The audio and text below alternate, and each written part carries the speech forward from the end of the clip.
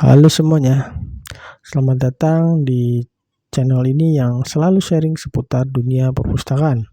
Saya Haryo dan hari ini kita akan ngobrol santai ya tentang cara menentukan topik penelitian yang tepat, terutama buat kalian yang berkecimpung di bidang perpustakaan, dokumentasi dan informasi. Yuk kita mulai.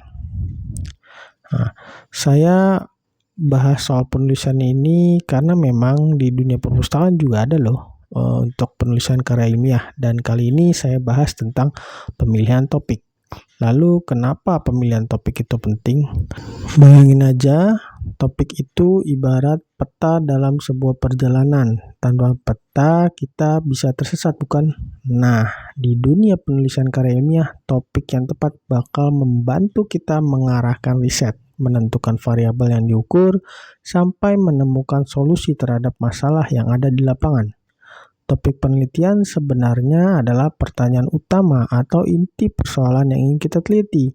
Kadang juga disebut sebagai masalah penelitian. Misalnya, kamu pengen tahu tentang bagaimana pelayanan informasi di perpustakaan bisa ditingkatkan. Nah, dari situ kamu bisa merumuskan pertanyaan bagaimana pelayanan perpustakaan dapat dioptimalkan agar lebih mudah diakses oleh masyarakat. Disinilah proses brainstorming berperan penting. Jadi memilih topik itu bisa dimulai dari hal-hal sederhana di sekeliling kita. Mulai dari apa yang kita alami, apa yang kita sering dengar dari orang lain, sampai ide spontan yang muncul saat sedang santai. Biar ide kamu nggak cuma datang entah dari mana, ada 4 sumber inspirasi utama yang biasanya disebut 4P.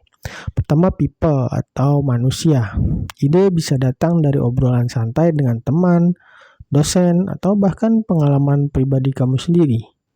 Kedua, problem atau masalah. Perhatikan problem di lingkungan sekitar yang mungkin selama ini nggak banyak dibahas, tapi sebenarnya layak dikaji loh untuk dijadikan penelitian. Ketiga, program. Kadang program atau sistem kerja di suatu organisasi bisa jadi sumber pertanyaan yang menarik. Keempat, fenomena. Fenomena alam ataupun sosial yang terjadi di sekitar kamu juga bisa jadi topik penelitian. Misalnya, kamu melihat bahwa di perpustakaan tempat kamu bekerja masih banyak pemustaka yang bingung nyari informasi. Dari situ, ide penelitian bisa bermunculan tentang perbaikan sistem pelayanan informasi melalui teknologi digital. Setelah mendapatkan ide, langkah selanjutnya adalah brainstorming. Teknik ini sangat penting supaya ide kamu nggak cuma sekedar ngedrop secara tiba-tiba, melainkan terstruktur. Kita bisa mulai dengan mengajukan pertanyaan kunci, yaitu apa yang ingin diteliti, mengapa topik itu penting, di mana fenomena itu terjadi, kapan hal tersebut berlangsung, siapa saja yang terpengaruh, dan bagaimana proses terjadinya fenomena tersebut. Dengan menjawab pertanyaan-pertanyaan ini, kamu akan mendapatkan gambaran yang lebih jelas dan mendalam tentang masalah penelitian kamu. Disinilah ide pengontrol alias controlling ideas mulai terbentuk, yang nantinya bakal menjadi kerangka utama tulisan kamu. Setelah brainstorming, tahap berikutnya adalah merumuskan masalah penelitian secara jelas. Misalnya, kamu pengen tahu apakah metode digitalisasi koleksi perpustakaan dapat meningkatkan kepuasan pengunjung. Di sini kamu harus mengidentifikasi variabel-variabel yang terlibat, seperti variabel bebas yaitu metode digitalisasi, dan variabel tergantung yaitu kepuasan pengunjung.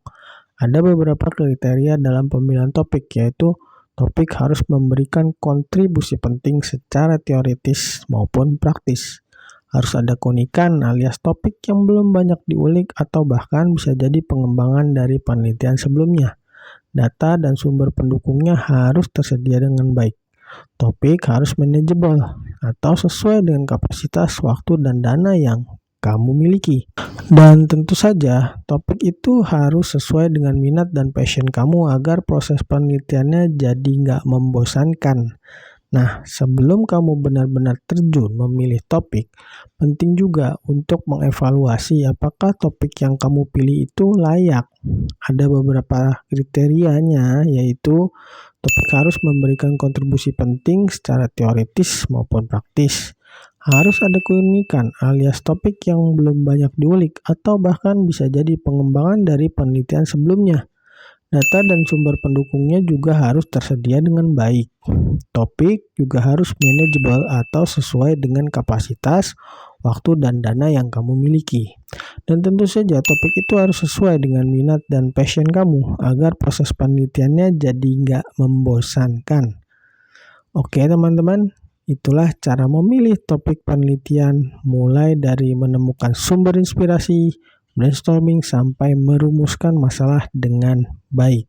Semoga penjelasan ini bisa membantu kalian yang sedang kebingungan mencari ide penelitian.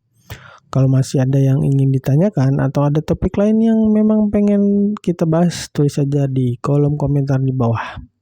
Jangan lupa like, share, dan subscribe supaya kalian gak ketinggalan video-video menarik seputar tips dan perpustakaan lainnya.